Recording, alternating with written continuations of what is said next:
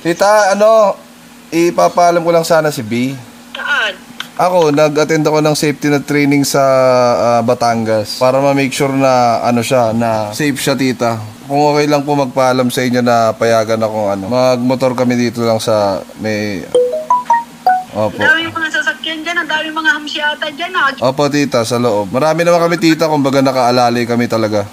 Sige, pero tandaan nyo talagang triple pag-iingat nyo kung ang late-late pa yan ni Kidlat.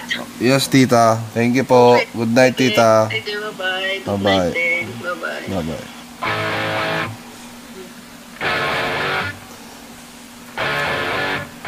Let's go. Ton,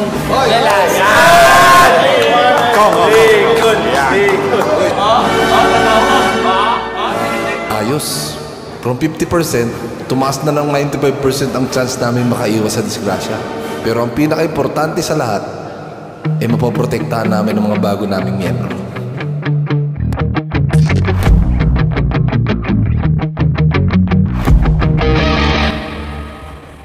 Kuya!